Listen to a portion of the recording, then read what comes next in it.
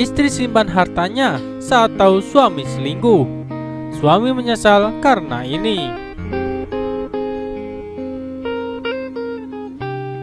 Saya menikah lebih cepat karena keluarga saya miskin. Saya lebih cepat terjun ke masyarakat. Saat mengenal suami, usia saya baru 18 tahun.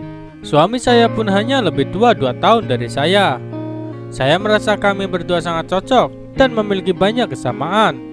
Kami sama-sama berasal dari desa, sama-sama tidak berpendidikan tinggi, dan sama-sama harus berjuang mencari uang sejak kecil.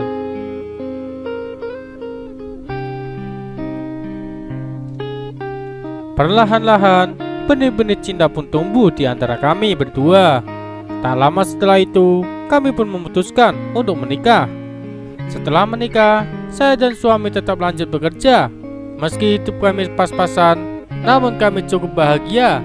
Kami terus bersama-sama menghadapi kesulitan dan tantangan yang ada.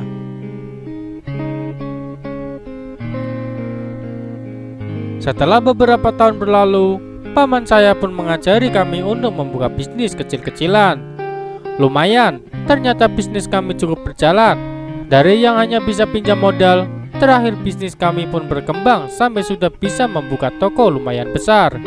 Di tengah-tengah, saya pun melahirkan 2 anak, 1 perempuan dan 1 laki-laki.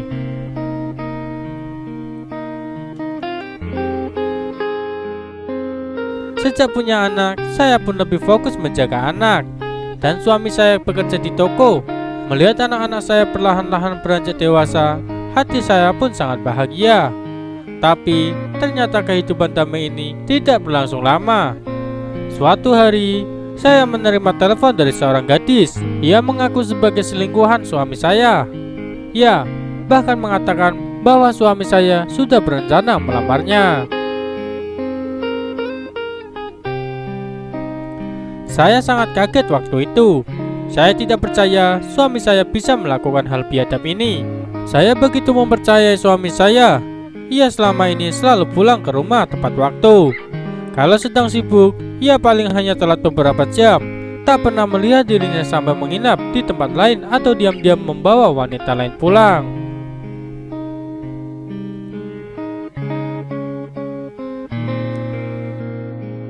Akhirnya, saya mengonfirmasi semuanya pada suami. Dan siapa yang sangka bahwa ternyata mimpi buruk ini semuanya benar.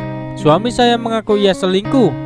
Yang lebih parah lagi, ternyata selingkuhannya adalah orang yang saya kenal. Ia adalah Leli, petugas kasir di toko kami. Astaga, dulu saya sendiri yang menerima Leli untuk bekerja di toko.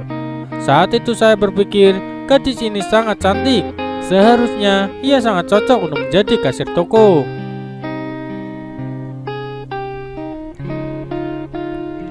Saya sama sekali tidak menyangka keputusan ini ternyata malah membawa malapetaka. Setelah suami mengaku, saya pun memperingati suami saya. Gadis muda seperti ini bisa mau dengan bapak-bapak pasti hanya karena ingin hartanya. Saya sangat marah. Keesokan harinya, Leli langsung saya pecat. Tapi memecatnya sama sekali tidak menyelesaikan masalah. Setelah berpisah, suami saya justru semakin mengejarnya.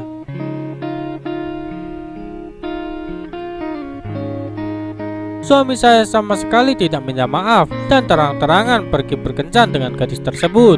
Saya sama sekali tidak rela. Saya di sini masih punya 2 anak. Bisa-bisanya ia pergi begitu saja dan berkencan dengan wanita lain.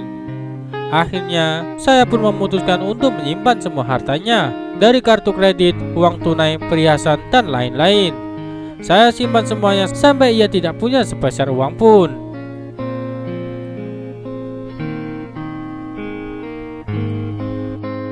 Saya ingin lihat, setelah tidak punya uang, apakah gadis tersebut masih mau menempel dengan suami saya. 2 bulan pun berlalu, ternyata benar, gadis ini mulai panas. Ia menelpon saya dan terus mengatai saya wanita serakah, wanita yang hanya mau menyimpan uang.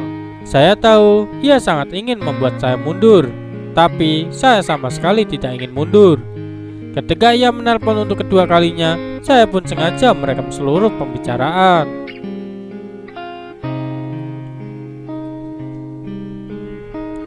Ketika saya memberikan rekamannya pada suami, wajah suami saya langsung membiru. Di telepon, gadis tersebut tidak berhenti mengatai saya, bahkan menghina keluarga saya. Memang selingkuhan zaman sekarang sangat kurang ajar dan tidak tahu malu. Ia berkata, yang dia sayang itu saya. Siapa suruh kamu tidak bisa mengambil hati dia? Jadi istri pertama juga gak guna.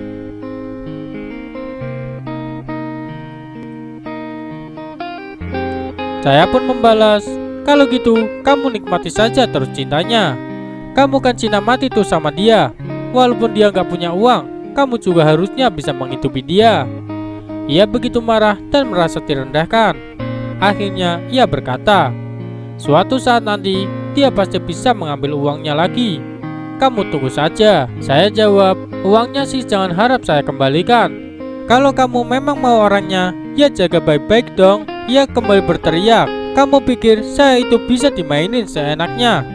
Kalau nggak punya uang, jangan berani bermain dengan saya.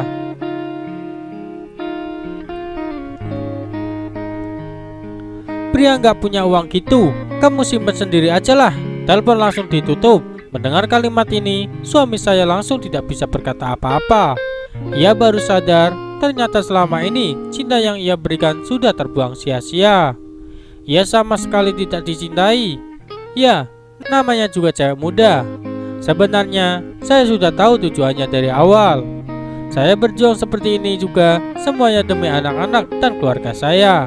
Makanya, jadi cowok hati-hati ya. Jangan terlalu mudah terbuai dengan gadis cantik. Sekian dari kisah ini. Wassalamualaikum warahmatullahi wabarakatuh.